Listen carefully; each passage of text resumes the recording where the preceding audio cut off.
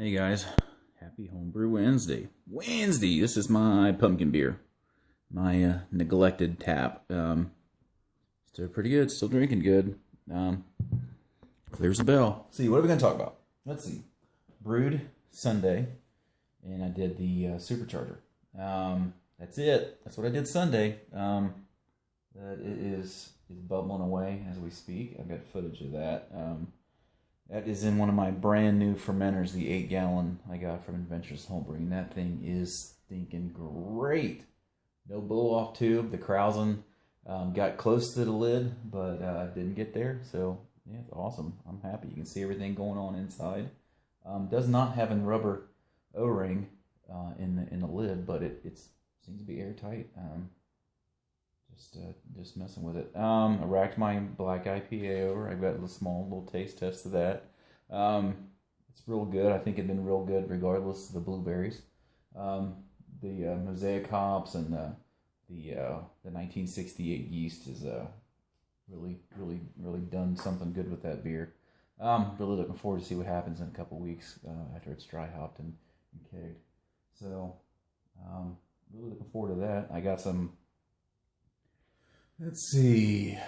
We'll go over a little bit of drama I had in a brew day, which wasn't a bad thing, not a deal breaker by any means, but that stinking cable I've got for my rims tube, for my RTD temp probe, it's got a broken wire or something in it. I took my meter to it and tested continuity for everything, and 2 wires have continuity and the white wire does not. So, one of those things. I'm glad I never took the burner out of my brew stand that's underneath the mash tun. So I just nursed that all day and kept temp real good. It really held temp well. So really, I think I got a long video. It's about 15 minutes besides this BSing. So let's see. I got some stuff today for more beer, and it's kind of disappointing. I bought a little pound jar of Cascade beer syrup. It's blood orange flavored. I alluded to this last week that I talking with Josh. Kind of texted back and forth, whatever messaging on YouTube's, or I forget what it was, Facebook or something. But yeah, I get it today, and I looking at it, I flip it over, and I get its Best Buy date. Well, the Best Buy date is December of 2015, so not that I don't know what to do. I don't think it'd be bad. It's not like it's going to go rancid and it's going to make me sick and botulism or something, but whatever. Just sort of disappointing. But I went ahead and sent him an email. I'm not going to make a big deal out of it. It's not really that big of a deal. It's just quality control. But I think having said that, I am going to go ahead and go to the clips. I might sneak a picture in of what the fermenter looks like actually full, and looks good. I'll see you guys. Cheers. Hey guys, my black IPA, just getting stuff cleaned up. Went ahead and transferred it on top of 6 pounds of blueberry. So I'm gonna do a kind of a taste, smell, kind of a review. Let's see what happens.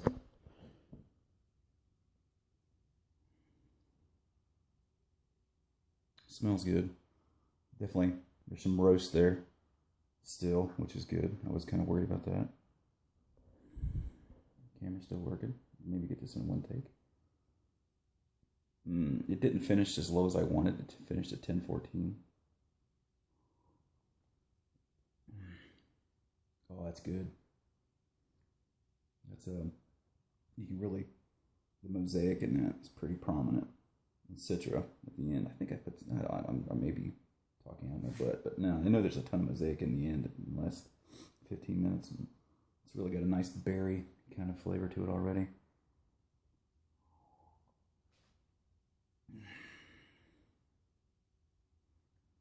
I think that'd be a pretty solid beer without the blueberries in it, but it's too late now.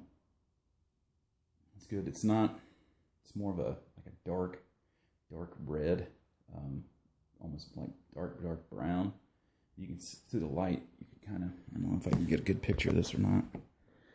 Through the light, let's see. And you can kind of see it's kind of ruby red, dark ruby red, kind of borderline brown. But yeah, that's it. So it's going to sit on blueberries for a couple weeks, and the last week it's going to sit on blueberries. I'm going to go ahead and dry hop it. I got 2 ounces of Citra and I think 2 ounces of Galaxy. I think I'm going to throw on that. So we'll see what happens with all that. But that's it. It's pretty good beer. I'm kind of happy with it. I think that'd probably be a good beer without the blueberries in it. Pretty solid. See you guys. Alright, you guys. This is my Supercharger brew day. You can see no rims tube. Mashing.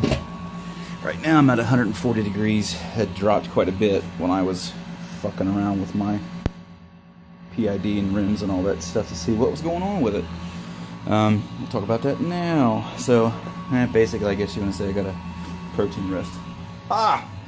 Silver lining. But I got all that stuff going. Got my new mash tun cleaned out. Got some sanitizer in that.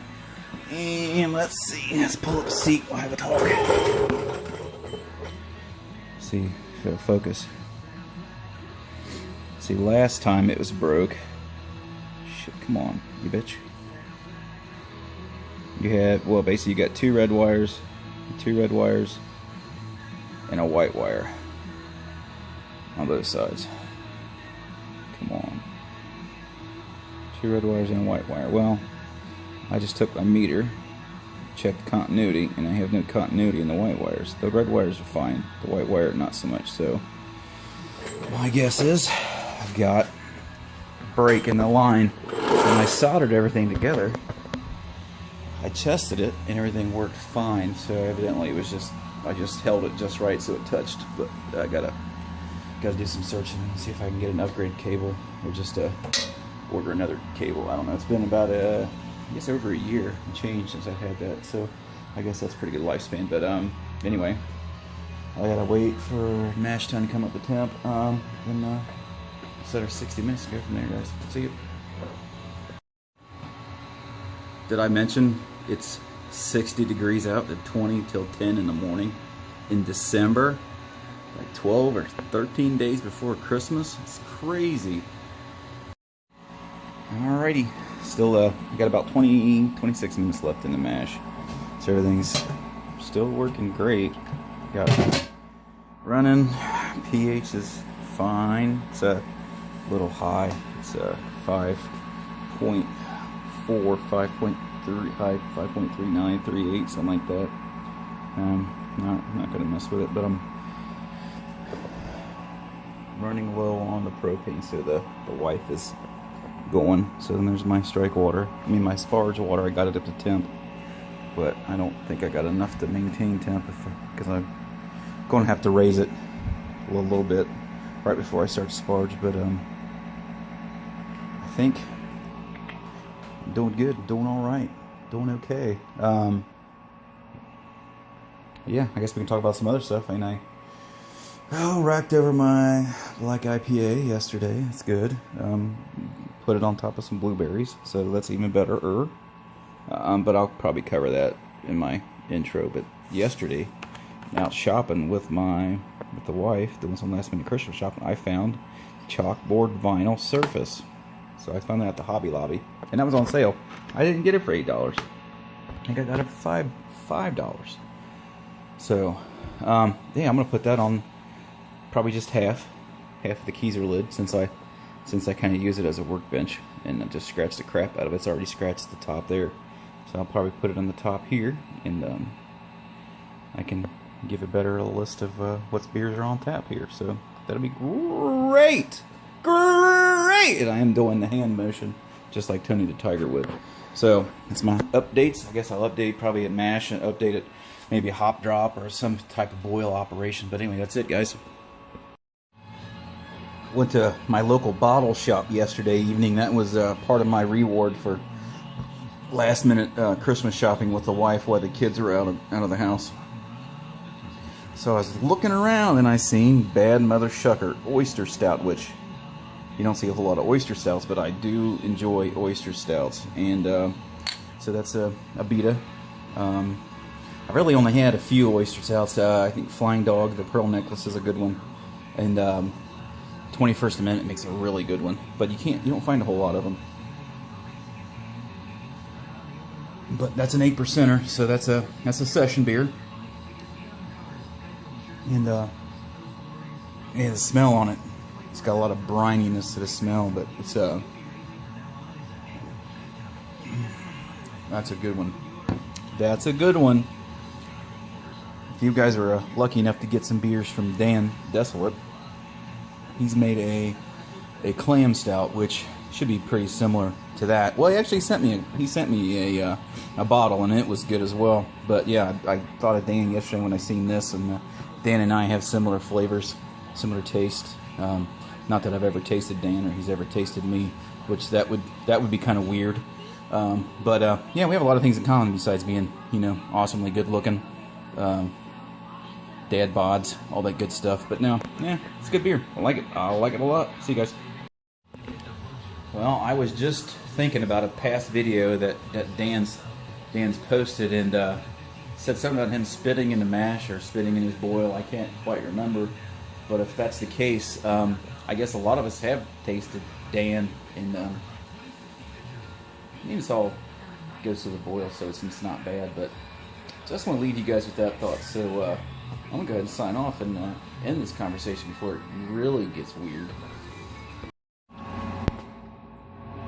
She's a beaut, Clark. She's a beaut. Sparge, sparge, sparge. Good looking beer. So far, so good. I think this is going to end up being probably a long video since I'm doing a beer review, doing a walk around, talking about nothing. Okay, that's enough of that. I think the next one next update will probably just be regular old brewing, boiling stuff. See you guys. One thing I kind of messed up on. Not saying that I messed up big times, but it's just when you make this beer, I'm sure it's all you guys who made this beer, wanted to make sure that it's as close to the recipe as you can get, but I couldn't get the bittering hops, the Pacific Gem, so I was gonna substitute with Fuggles. Well, I ended up not having enough Fuggles at the house to get the 50 IBUs, which is what the recipe calls for. So I did have some Magnum, so I went ahead and I was gonna go ahead and just swap the Fuggles out for Galena, because I thought I had Galena here, and I did not have Galena here. So what I did, I had Magnum. So in a roundabout world, it's kind of a substitute, because you see, this is like 7 degrees of Kevin Bacon, right? And you got Pacific Gem, which is Galena's a good substitute for Pacific Gem. But then you look at the substitutes for Galena, and there's a substitute that's common between Magnum and Galena. So like 7 degrees of Kevin Bacon, I've decided to use Magnum. So that's how that is. And I couldn't get the Centennial, so I had to use Simcoe for everything. So this is going to be a Simcoe bomb. Yeah, it's going to be a good one. The same with the dry hops, Simcoe and Citra. I think that's what it's called for. But I don't know, I've got some Amarillo left over. I may do a Citra and Amarillo dry hop and call it a day. But yeah, I'm upset, not really like pissed or anything, but kind of upset because I wanted the beer to be more of what the recipe called for, and not so much of a inspired by beer. But it looks like it's going to be more of an inspired by beer than an actual like clone. So, which isn't a bad thing. It's just not quite what I wanted. But I hate ordering stuff over the internet. I don't like ordering internet hops and stuff. Not that it's bad. I just would rather spend my money locally. So that's really it. I've not really had a bad experience with internet shopping, but I just rather keep my money local. Anyway, enough ranting. Here I am. Enough ranting. See you guys. All right, just got done with the boil. Just killed the propane. And I added the last hop addition, so I'm whirlpooling as we speak. And we'll let that go for, I might set my timer for 15 minutes here. We can do 20 minutes, whatever, I don't give a shit. We'll do a 20-minute whirlpool. Then we'll cool her down. Just about 6 gallons. Final gravity or original gravity is about 1061. Should be good. There it is, guys. About 5.5 gallons of Supercharger. Ended up 1061. So I think that's about what everybody else was finishing at. So I mean, look at that. I'm already in love with these new fermenters. These are 8-gallon fermenters, so hopefully I won't need a blow-off tube for that one. So pretty happy with that. But yeah, that's it. Just pitched my 1056. So hopefully everything will be awesome. Over here, let's take a look at, this is the Blueberry Black IPA. So see, there's a little bit of a krausen in amongst the blueberry, so that's good. It's fermenting. Hey, what's that? That's my it's my sour going. Let's take a look at that. You guys probably can't see it, but there's the remnants of a little bit of a pellicle there. See, then that's the date that I brewed it. So it's coming up on a year old as a 5-gallon carboy. So what am I gonna do with that? Hey, it's my mold experiment. Hey, there's my kid's ears. So what am I gonna do with the sour? I don't know. Probably let it sit. Probably taste it in a year's time. The reason it's got a pellicle is it started had some suck back on the old airlock, so it was sucking it dry. And hey, there's me talking to you. This is the bathroom. That's where I do my business.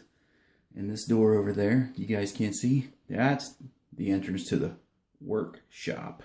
So that's it. I don't know, I'll probably taste it here in a few weeks, a couple months, see what it tastes like, and go from there. Shit, I don't know. I think that's about it. Hey, look, it's a thermometer. So right now, ambient temperature in here is about 67. So, and that, let's see, I cooled that down. It was below 70. So it's in the upper 60s right now too. So it's just about in the same, the yeast is about the same temperature as the wort, which is what you want. So everything should go good. And there's a lot of headroom in there. So hopefully I won't blow off. It'll be great. See you guys. All right. You can see. You really can't see right now. There's still yeast moving around in there. You can see where the krausen stopped. So I still got another couple inches of headspace in there. So that's pretty awesome.